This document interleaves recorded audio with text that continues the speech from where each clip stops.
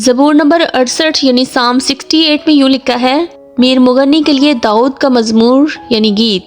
खुदा उठे उसके दुश्मन परागंदा हों, उससे अदावत रखने वाले उसके सामने से भाग जाएं। जैसे धुआं उड़ जाता है वैसे ही तू उनको उड़ा दे, जैसे मोम आग के सामने पिघल जाता है वैसे ही शरीर खुदा के हजूर फना हो जाएं। लेकिन सादी खुशी मनाएं, वो खुदा के हजूर शादमान हों, बल्कि वो खुशी से फूले ना समाएं।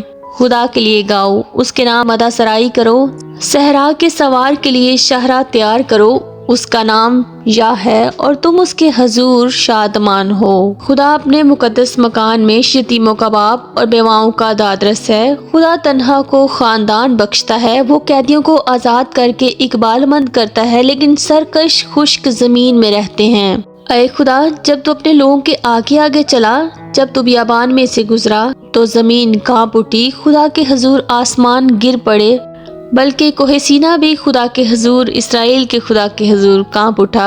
ऐ खुदा, तूने खूब मीना बरसाया, तूने अपनी खुश्क मिरास को ताजगी बख्शी, तेरे लोग उसमें बसने लगे। ऐ खुदा, तूने अपने फैज़ से गरीबों के लिए उसे तैयार किया। खुदावंद हुक्म देता है, खुशखबरी देने वालियाँ फौज की फौज हैं। लश्करों के बादशाह भागते हैं, वो भाग जाते हैं, और औरत घर में बैठी बैठी लूट कमाल बांटती है। जब 1.5 सालों में पड़े रहते हो तो उस कबूतर की मानित होगे जिसके बाजू गोया चांदी से और पर खालिस सोने से मंडे हुए हों। जब कादिर मुतलिक ने बादशाहों को उसमें परागंदा किया तो ऐसा हाल हो गया गोया सलमून पर बर्फ पड़ रही थी।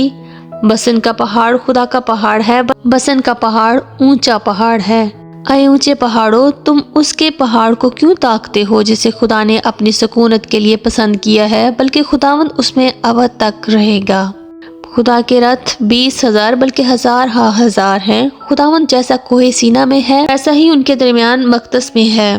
तूने आलम बाला को सौर फरमाया तो कैदियों को साथ ले गया। तुझे लोगों से बल्कि सरकशों से भी हदिये मिले ताकि खुदावंद खुदा उनके साथ रहे। खुदावंद मुबारक हो जो हर रोज हमारा बोझ उठाता है, वही हमारा नजात देने वाला खुदा है। खुदा हमारे लिए छुड़ाने वाला खुदा है और मौत से बचने वाली राहें भी खुदावंद खुदा की हैं। लेकिन खुदावंद अपने दुश्मनों के सर को और मतवातर गुनाह करने वाले की बालदार खोपड़ी को चीर डालेगा। खुदावंद ने फरमाया, मैं उनको बसन से निकाल लाऊंगा, मैं उनको समुंदर की तह से निकाल लाऊंगा, ताकि तू अपना पाँव खून से तर करे और तेरे दुश्मन तेरे कुत्तों के मुंह का नवाला बने। ऐ खुदा, लोगों ने तेरी आमद देखी, मकदस में मेरे खुदा मेरे बादशाह की आमद। गाने वाले आगे आगे और बजाने वाले पीछे पीछे चले, दफ बजाने वाली जवान लड़कियां बीच में। तुम जो इसराइल के चश्मा से हो, खुदावंद को मुबारक कहो। हाँ, मजमा में खुदा को मुबारक कहो। वहाँ छोटा बनियामीन उनका हाकिम है, यहूदा की उमरा उनके मुशीर, ज़बूलून की उमरा और नफ्ताली की उमरा हैं। तेरे खुदा ने तेरी पायदारी का हुक्म दिया। ऐ खुदा, जो कुछ तूने हमारे लिए किया है उसे पायदारी बख्श। तेरी हैकल के सबब से जो यरूशलेम में है, बादशाह तेरे पास हदिये लाएंगे।